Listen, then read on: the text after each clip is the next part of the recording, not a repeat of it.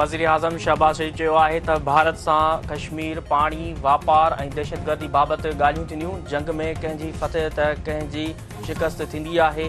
जंग मुस्तक़िल हल नाहे, जटाधार अमुनी महफ़ूज़ मुस्तक़बिल जी ज़मानत आहे। जंग दौरान इसराइल भारत जी भरपूर मदद कई। श्रीनगर ऐं ॿियनि हंधनि ते भारत इसराइली हथियार इस्तेमालु कया। BLA ऐं TTP पुठियां भारतीय ॻुझूं एजेंसियूं आहिनि। भारतीय दहशतगर्दी जा सबूत सॼी दुनिया अॻियां रखिया वेंदा। Army chief general Syed Asim Munir खे फील्ड मार्शल बणाइण जो फ़ैसिलो हुकूमत जो आहे, फ़ौज जो नाहे। आसिम मुनीर खे फील्ड मार्शल बणाइण वारे फ़ैसिले में नवाज़ शरीफ़ जो सलाह मशवरो शामिल आहे।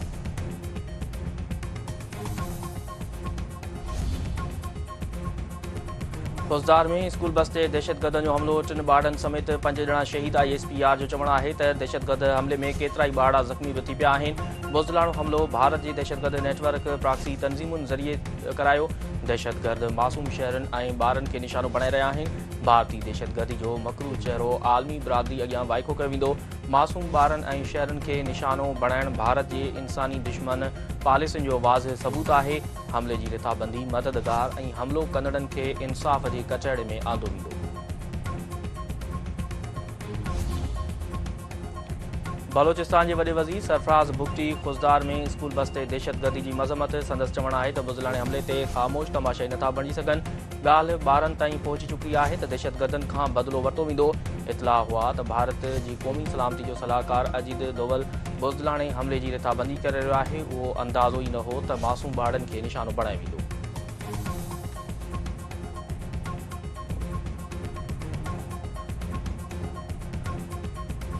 सदर आसिफ अली ज़रदारी ऐं वज़ीर आज़म शहबाज़ शरीफ़ तरफ़ां खुज़दार में स्कूल बस ते दहशतगर्द हमले जी मज़म्मत। दहशतगर्द हमले में मासूम ॿारनि ऐं उस्तादनि जी शहादत ते ॾुख जो इज़हार। सदर आसिफ अली ज़रदारी जो चवणु आहे त पाकिस्तान में भारतीय हिमायत सां थियल दहशतगर्दी खे आलमी सतह ते वाइको कयो वेंदो। दहशतगर्द मुल्की तरक़ी ऐं सूबे जी ख़ुशहाली जा दुश्मन आहिनि। भारत जी हिमायत याफ़्ता दहशतगर्दनि खे मुकमल तौरु ख़तमु कयो वेंदो। वज़ीर आज़म जो चवणु आहे त दहशतगर्दनि स्कूल बस ते हमलो करे दरिंदगी जूं समूरियूं हदूं पार करे छॾियूं। भारतीय सरपरस्ती में पलजंदड़ दहशतगर्दनि खे अंजाम ताईं पहुचाए साह खणंदा।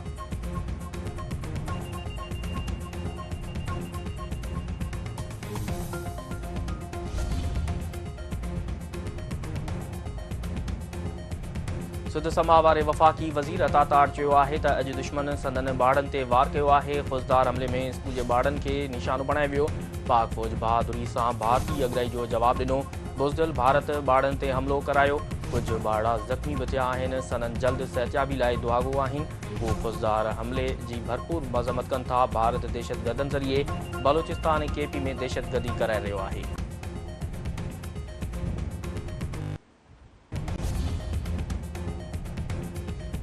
PP चेयरमैन बिलावल भुट्टो ज़रदारी ख़िते में अमुन लाइ दहशतगर्दी जो ख़ात्मो अणचर करार ॾेई छॾियो। दहशतगर्दी सबबि एटमी ताक़तुनि जे टकराइजण जे ख़दशे जो बि इज़हार।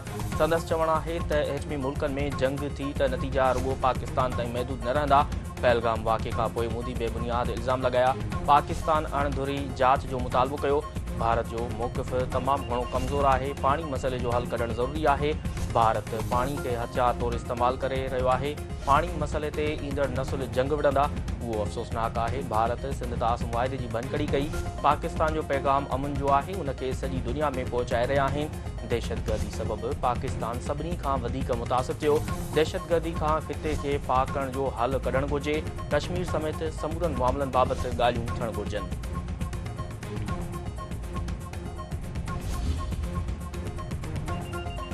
फील्ड मार्शल आसिम मुनीर जे एज़ाज़ में तक़रीब गार्ड ऑफ ऑनर पेश। आसिम मुनीर शहीदनि जी यादगार ते गुल रखिया ऐं शहीदनि खे बेटा पेश करे फातह ख़्वानी कई। फील्ड मार्शल आसिम मुनीर जो चवणु आहे त एज़ाज़ सॼी क़ौम ऐं पाक फ़ौज जी बहादुर मर्दनि ऐं औरतुनि खे बेटा आहे। ख़ासि तौरु शहीदनि जेकी भारतीय जी गैरक़ानूनी अगराई ख़िलाफ़ लोही भित जियां बीठल रहिया।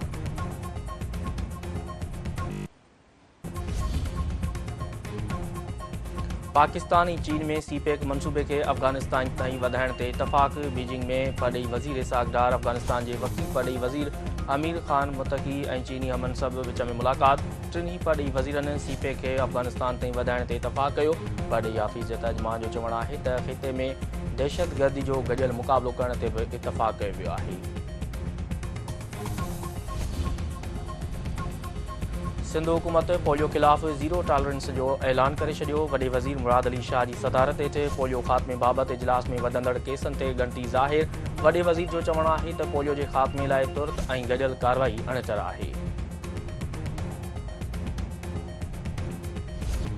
कराची जे इलाइक़े लियारी मां गिरफ़्तार थियल BLA जो कारकुन 2 ॾींहनि जी रिमांड ते पुलिस हवाले। पुलिस पारां गिरफ़्तार जवाबदार दरवेश उर्फ़ सागर रिमांड लाइ दहशतगर्दी तौरु अदालत में पेश। अदालत जवाबदार खे 3 ॾींहनि ताईं जिस्मानी रिमांड ते पुलिस हवाले करे छॾियो।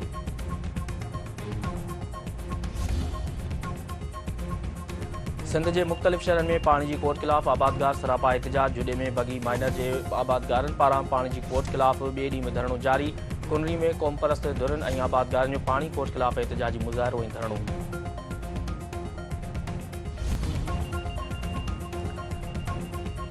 झोल में ॻोठाणनि पारां पकड़े पुलिस हवाले कयल फोरू जे थाणे मां फरार थियण ख़िलाफ़ एहतजाजी मुज़ाहिरो ऐं धरणो।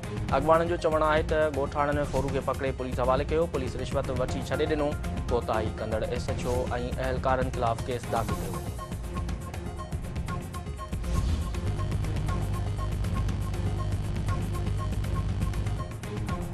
ऐं पाकिस्तान सुपर लीग 10 जो प्ले ऑफ मरहलो शुरू थी रहियो आहे। प्ले ऑफ मरहले जी पहिरीं मैच में कोयटा ग्लेडिएटर्स ऐं इस्लामाबाद यूनाइटेड शाम 7:30 वॻे क़ज़ाफ़ी स्टेडियम में आम्हूं साम्हूं थी।